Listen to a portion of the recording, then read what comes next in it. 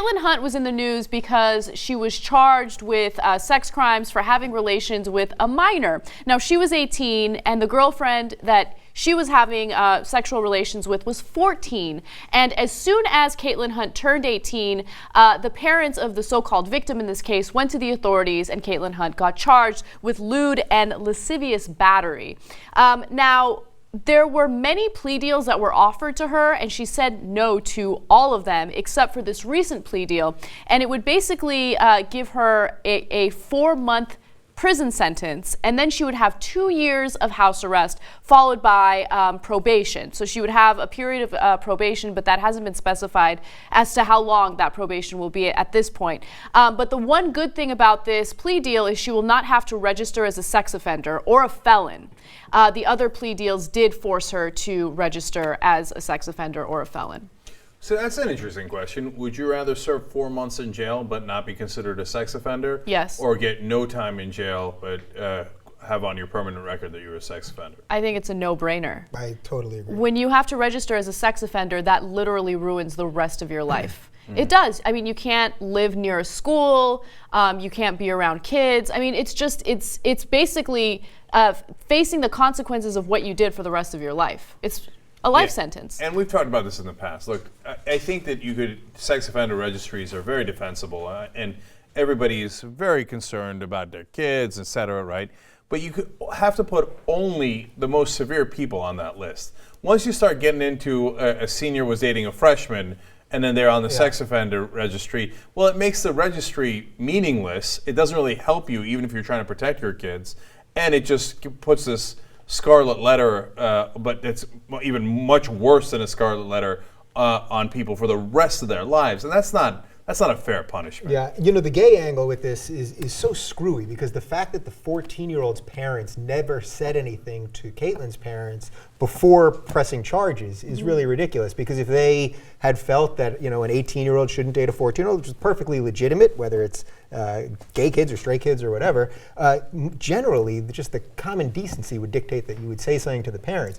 But the fact that that this was a gay thing, sort of, there's this idea that did she make her gay, and that they were then going to take it out and use the legal system to punish her for it. Yeah, and I just want to be clear about something. I don't think sexuality, I mean, there might be an anti-gay element to this story in terms of the victim's parents, but I don't even want to focus on that. I just want to focus on how ridiculous it is that we go after teenagers when they're in a consensual relationship while they're in high school. I mean, I get it, there's a 4-year age difference there, but I don't think that 4 years warrants a felony charge or anything like that.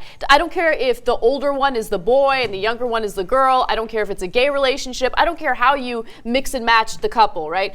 It's just dumb. I don't want to waste our resources on prosecuting people in cases like this. I think I have a simple rule that all these schools should follow. If you're in the same school, you can date. Right? They're literally in the same high school. One's a senior, the other one's a freshman. Yeah. So you're telling me, like, if a senior goes out with a freshman and consummates it in however way, right?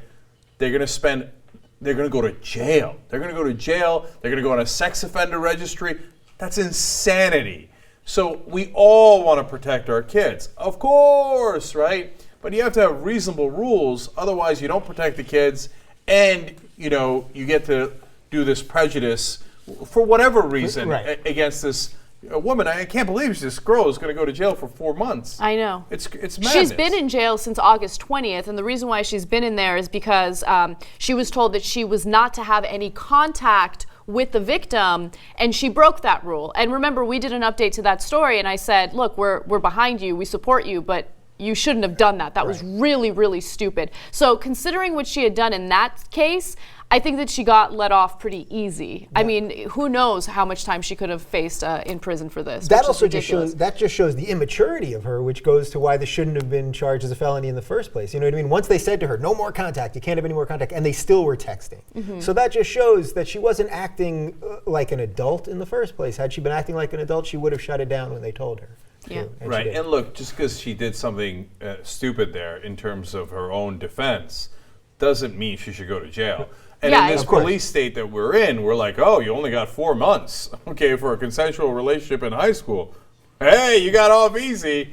And that's the reality, unfortunately, these days. But she shouldn't have gone to jail in the first place. Last thing, from my point of view on this is, look, when you have a law that's not just, the secondary problem that comes along with it is it allows people to selectively enforce it. So they're not, 9 out of 10 times this law doesn't get enforced. People don't arrest seniors for hooking up with freshmen. But there was a famous case in Georgia where it was a 17-year-old black kid with a 15-year-old white girl, right? And all of a sudden it was enforced. In this case, we've got a lesbian, 18-year-old, all of a sudden it's enforced. So the selective enforcement in unjust laws becomes an even bigger problem.